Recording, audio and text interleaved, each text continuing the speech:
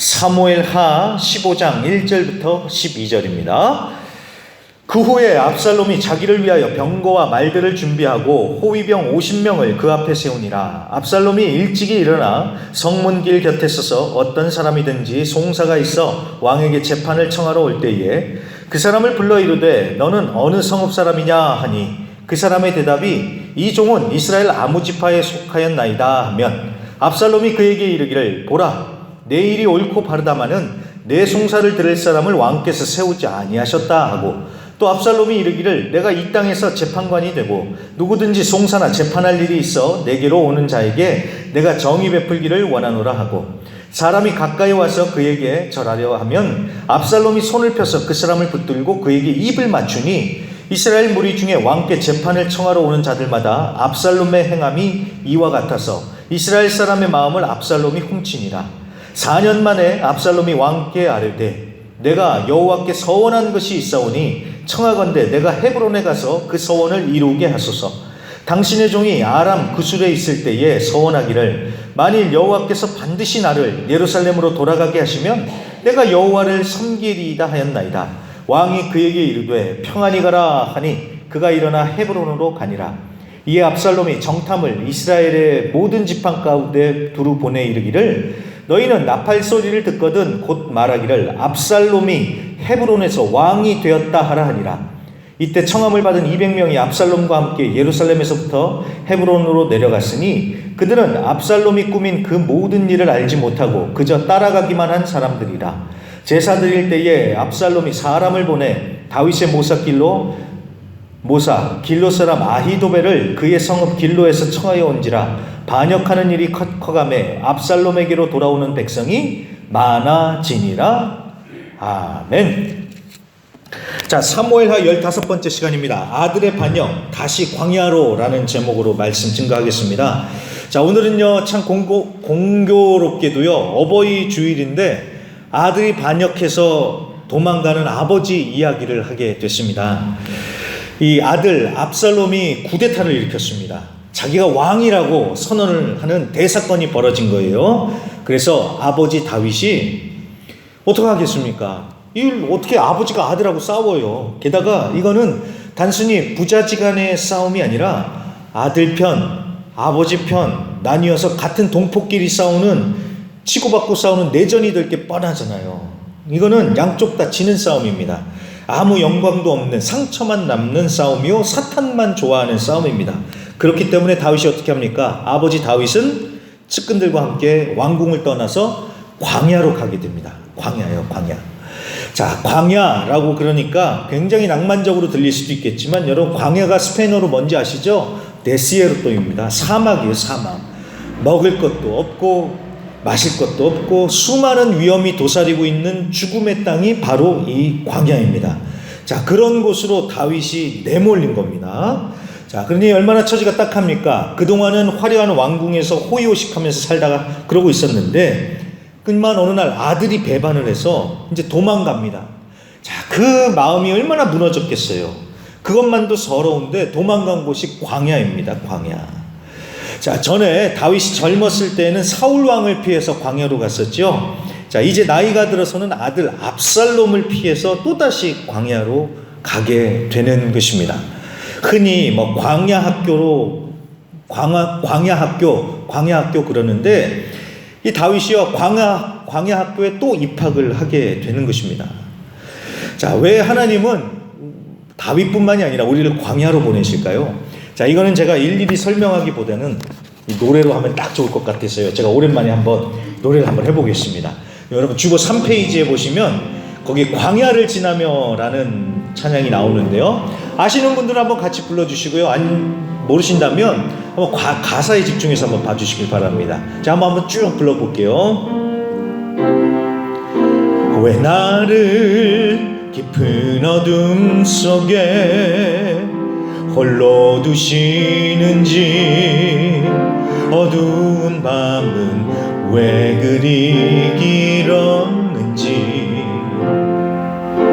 나를 고독하게 나를 낮아지게 세상 어디도 기댈 곳이 없게 하셨네.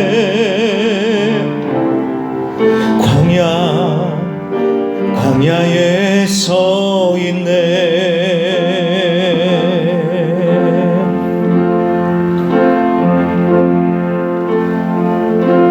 주님만 내 도움이 되시고 주님만 내 빛이 되시는 주님만 내 친구 되시는 광야. 주님 손 놓고는 단 하루도 살 수 없는 곳 광야.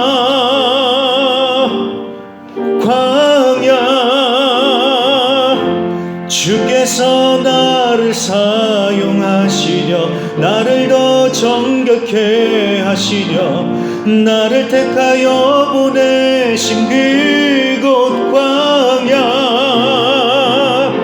성령이 내 영을 다시 태어나게 하는 곳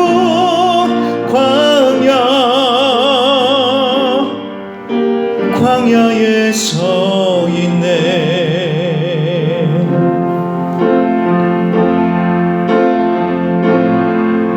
내 자가 산산이 깨지고 높아지려 했던 내 꿈도 주님 앞에 내어놓고 오직 주님 뜻만 이루어지기를 나를 통해 주님 만들어 나시기를.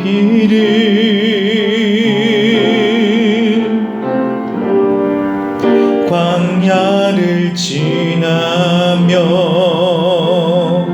아멘. 자, 노래가 좀 따라 부르기가 쉽지는 않은 곡인데요, 여기 보면 하나님께서 우리를 왜 광야를 지나가게 하시는지 다 들어가 있는 것 같아요.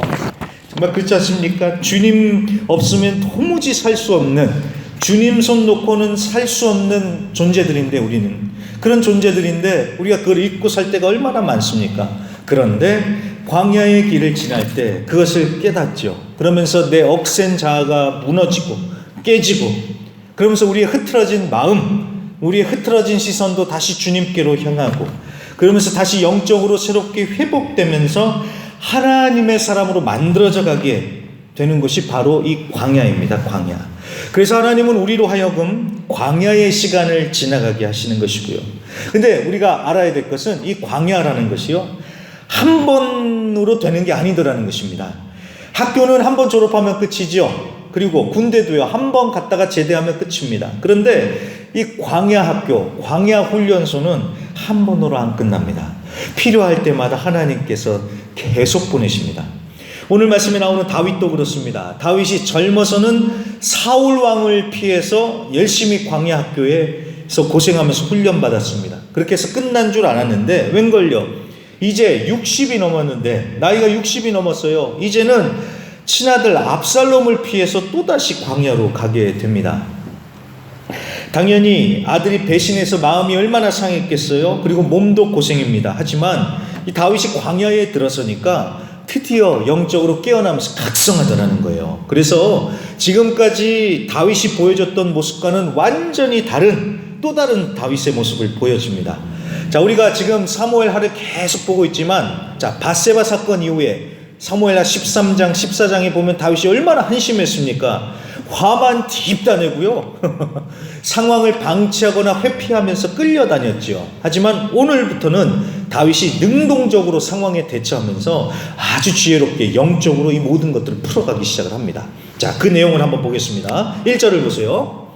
자, 1절에 보시면 압살롬이 자기를 위하여 병거와 말들을 준비하고 호위병 50명을 그 앞에 세웠대요. 자, 무슨 얘기입니까? 마치 왕이 된 것처럼 압살롬이 다 그렇게 위풍당당하게 자기 보여주기를 했다라는 겁니다.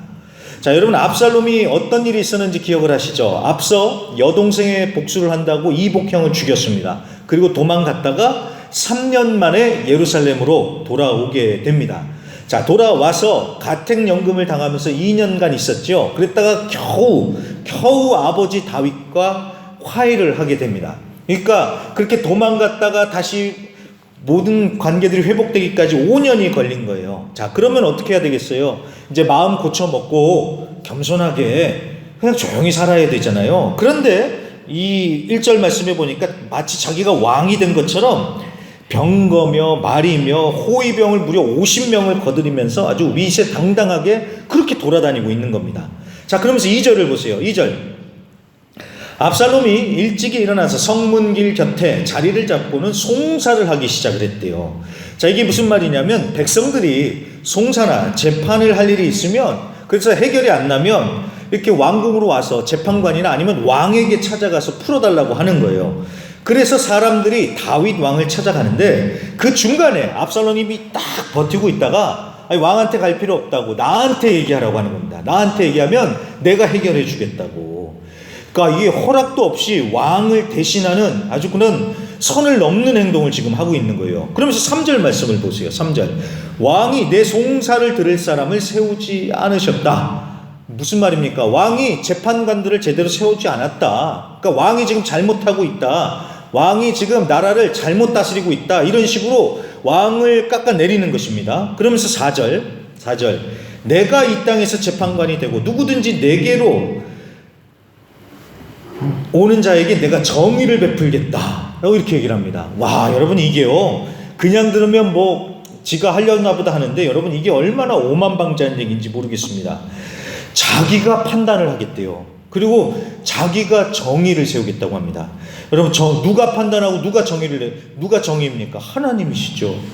하나님이 하시는 일을 자기가 하겠다고 하는 거예요. 그러니까 이거는 압살롬이 왕을 넘어서서 내가 하나님이 되겠다는 정말로 교만한 그런 말을 하고 있는 겁니다. 자, 그러니까 이게 듣기에도 말이 안 돼요. 근데 이 말이 안 되는 이 말에 사람들이 어떻게 반응할까요? 넘어가더라는 겁니다.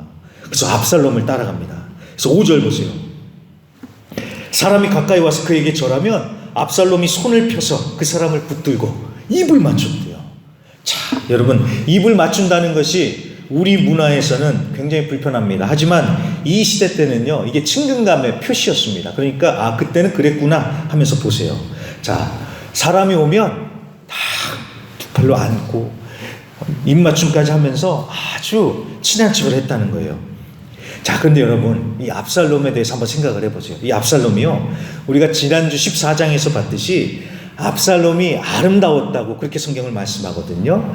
이스라엘 가운데서 압살롬처럼 아름다움으로 크게 칭찬받은 사람이 없었다. 그러니까 압살롬이 정말 멋지고 정말 아름다운 그런 사람이었던 겁니다. 그러니까 여러분 한번 생각해 보십시오. 그렇게 멋지고 아름다운 사람이 환한 표정을 지으면서 다 와서 내 손을 잡아주고 이런다고 한번 생각을 해 보십시오. 제가 지난주에 뉴스를 봤는데요, 이 BTS가요 멕시코에 갔대요. 멕시코에 가서 이제 대통령궁에 딱 갔는데 난리가 아닙니다. 대통령궁 앞에 거기 그 팬들이 어마어마하게 모여 있습니다. 가득 차 있는데요, 막 진짜 난리가 아닙니다. 제가 BTS 말만 듣다가 드디어 BTS 얼굴을 좀 봤습니다. 근데 잘생겼더라고요. 어떤 멤버들은 여자보다 더 이쁜 것 같아요. 정말 잘생기고 아름답고 멋지더라고요. 근데 이 BTS가 그냥 막 인사 한마디만 해도 거기 모인 사람들 막 난립니다. 막 와 소리 지르고요. 그 다음에 막 BTS를 실제로 보고 막 실제로 우는 사람들도 있는 걸 봤습니다. 자, 한번 생각을 해보시길 바랍니다. 그렇게 BTS처럼 멋져요, 멋있는 사람이 있는데, 근데 이 사람이 일반 사람도 아니고 왕의 아들 왕자예요. 그런 사람이 생전 처음 나를 보는데 나한테 와서 말을 걸어주고 내 손을 잡아주고 내 얘기를 자상하게 들어준다고 생각을 해보십시오. 껍벅 죽겠죠. 안 넘어가는 사람이 어디 있겠어요. 사람이 다들 넘어가겠죠. 자, 그런 일이 벌어진 거예요. 그래서 6절 마지막에 보세요. 6절 마지막에 보면은 이스라엘 사람의 마음을 압살롬이 훔치니라 라고 하죠. 사람들이 좋아가지고 압살롬한테 다 넘어가다라는 거예요. 그런데 이걸 결코 긍정적으로 표현하지 않죠. 민심이 압살롬에게 흘러갔다 이렇게 쓰지 않고요, 훔쳤다고 이렇게 표현합니다. 그러니까 압살롬의 행동이 하나님 보시기에 결코 옳은 게 아닌 거예요. 자, 그렇게 압살롬이 이렇게 사람들의 마음을 훔쳐가는데, 자, 그런 면에서 봤었을 적에 하나님이 보시기에 이게 옳은 행동이 아닌다라고 봤었을 적에 이 압살롬이 지금까지 보여주는 이 모든 행동들이 이게 다 정치적인 계산에서 나온 행동이라는 걸 알 수 있죠. 사람들을 그렇게 들어주고 입을 맞추고 인사를 해주고 이런 게 정말 사람들을 위해서 그런 게 아니라 정치적인 계산에서 나온 행동, 즉 자기가 왕이 되려고 하는 그런 빌드업, 그런 정치적인 행동이었다는 것을 우리가 이걸 이해를 할 수가 있는 겁니다. 자, 아니나 다를까요? 그렇게 4년을 준비를 합니다. 7절에 보시면 4년을 압살롬이 그렇게 하면서 사람들의 마음을 훔치다가 7절에 보시면 이 압살롬이요, 이제 행동을 개시를 합니다. 아버지 왕한테 가서 얘기를 하는 거예요. 아버지, 제가 헤브론에 가서 서원을 이루어야 됩니다 라고 이렇게 얘기를 합니다. 자, 무슨 서원인가 했더니 8절에 보시면 이 압살롬이 하는 얘기가 자기가 형을 죽이고 저쪽으로 도망갔을 때 하나님께 서원, 약속을 했다는 거예요. 하나님이 자기를 예루살렘으로 다시 돌아오게 해주면 내가 반드시 하나님을 섬기겠다, 예배를 드리겠다, 이렇게 약속을 했었다는 거예요. 근데 이제 예루살렘으로 돌아왔잖아요. 그래서 아버지, 제가 하나님한테 약속한 게 있기 때문에 제가 헤브론에 가서 예배를 드리면서 그 약속을 지키겠습니다, 이렇게 얘기를 하는 겁니다. 자, 자, 예배 드리러 간다고 하는데 누가 말리겠어요. 근데 여기서 생각해 볼 것은, 아니 예루살렘에서도 예배를 드려도 될 텐데 왜 굳이 저기 헤브론까지 가서 예배를 드린다는 겁니다. 자, 이것도 정치적인 계산이 깔려 있는 것이죠. 여러분, 이 헤브론은요, 다윗이 처음으로 왕위에 서게 된, 그러니까 다윗의 정치적 기반이에요. 다윗의 자기 지역구라고 해야 될까요? 다윗의 정치적인 기반이 있는 곳입니다. 그러니까 압살롬이 그걸 다 생각에 두고 지금 이 행동을 하는 것이죠. 자, 그래서 압살롬이 그렇게 헤브론으로 가서 예배를 드리고요, 거기서 나팔을 불고는 압살롬이 왕이 되었다고 전국에 공식 선언하면서 이제 반역을 하게 된 것입니다. 자, 이걸 보면 압살롬이 정말 무서운 사람입니다. 이 사람은요, 차근차근 기다리면서 하나하나 준비를 해요. 그리고 때가 왔다 싶을 때 타이밍을 딱 포착을 해가지고는 자신의 야망을 드러내고는 왕이 되는 반역을 성공을 합니다. 자, 그렇게 보면은 참 압살롬 나쁘다, 무섭다 이렇게 생각할 수 있겠지만, 여러분, 저는요 압살롬을 보면서요, 이게 남 얘기가 아니라 우리 얘기구나라는 생각이 들었습니다. 자, 압살롬은 다윗 왕을 반역을 했지만 우리는요, 왕이신 하나님을 반역을 하지요. 하나님이 왕이신데 내가 왕이 되겠다고 나 스스로를 높이고 내가 정의가 돼서 내 생각과 내 계획대로 하면서 마침내 하나님의 자리를 내가 뺏어버리잖아요. 말로는 하나님을 믿는다고, 하나님이 나의 왕이라고 하지만 결국 내 마음대로 해요. 그러면서 나를 드러내고 나를 높이는데, 이 압살롬이나 우리나 똑같은 거 아니냐라는 것입니다. 여러분, 믿음은요, 천국 가고 안 가고 단순히 그걸로 끝나는 문제가 아닙니다. 누가 왕이냐, 이 문제가 바로 달려있는 것입니다. 하나님이 왕이냐 아니면 내가 왕이냐, 이게 분명해야 됩니다. 예수 믿은 지 오래되었어도 아직도 내가 왕이라면, 그래서 내 마음대로 하면, 여러분, 우리는 예수님 잘 믿고 있는지 잘 생각해야 돼요. 진짜 왕이 누구신지, 내 삶에 있어서 진짜 왕이 누군지 우리는 잘 생각해 봐야 됩니다. 자, 그렇게 해서 압살롬이 공식적으로 반역을 선포하는데, 이 소식을 들은 다윗은 어떻게 할까요? 이제 13절부터 보면은 다윗은 신하들 보고 도망가자 그래요. 자, 임진왜란 때 선조가 궁궐을 버리고 도망갔다고 하는데, 다윗은 아들을 피해서 왕궁을 버리고 이제 광야로 도망을 가는 겁니다. 그래서 다윗이 또 끌려다니다가 이렇게 도망가다 싶었는데, 이번에는 달라요. 전에는 마냥 끌려다니기만 했는데 이번에는 다윗이 달라졌습니다. 그걸 어떻게 하냐면은 다윗의 행동과 다윗이 도망가면서 만나는 사람들과의 대화에서 그게 드러납니다. 그래서 여러분, 처음부터 보시면 이제 17절 보세요. 자, 17절에 보시면 다윗이 막 도망을 가는데, 다윗을 따르는 백성들이 함께 갔대요. 자, 그렇게 해서 가는데 가다가 벤메르하게 이르러서 도달하니까 다윗이 어떻게 합니까? 18절 백성들 보고 먼저 앞으로 가라고 해요. 먼저 가라. 무슨 뜻입니까? 자기만 살겠다고 제일 앞서가는 게 아니라 백성들부터 먼저 피신시키겠다는 거예요. 그래서 다윗이 백성들 보고 먼저 가라고 합니다. 야, 정말 이게 여러분 왕의 진짜 모습 아니겠습니까? 자, 그때 19절 보세요. 다윗이 가드 사람 이때를 발견합니다. 이때라는 사람이요. 이 이때는 이방인입니다. 가드 사람이라고 하는데 골리앗이 바로 가드 사람이에요. 그러니까 이 이때라는 사람은 이방인이었는데 다윗을 따르고 하나님을 믿으면서 이렇게 들어온 사람입니다. 자, 다윗이 이때한테 그러는 거예요. 아이, 너는 뭐하러 날 따라오냐? 나하고 같이 가봤자 떠돌이 생활 고생만 할 테니까 너는 네 동포들과 함께 살 길을 찾아서 가라. 이렇게 풀어줘요. 보내줍니다. 자, 그 말이 이해가 돼요. 왜냐하면 지금 다윗에게는 아무것도 없잖아요. 괜히 다윗을 따라가봤자 고생할 것이고 어쩌면 나중에 압살롬이 보낸 군대에 의해서 잡혀서 죽을 수도 있습니다. 자, 그러니까 다윗을 따라가봤자 별 볼 일이 없는 거예요. 자, 그런데 이때가 뭐라고 얘기할까요? 21절입니다. 21절. 이때가 왕께 대답하여 이르되 여호와의 살아계심과 내 주 왕의 살아계심으로 맹세하옵나니 진실로 내 주 왕께서 어느 곳에 계시든지 사나 죽으나 종도 그곳에 있겠나이다 하니. 무슨 얘기입니까? 뭐 내가 호의호식하려고 따라가냐고 아니라는 거예요. 그저 나는 하나님 보고 왕 따라간다, 이 얘기를 하는 겁니다. 참 멋있죠? 자, 이 사람을 보면서 또 우리 각자 자신도 생각을 해봐야겠습니다.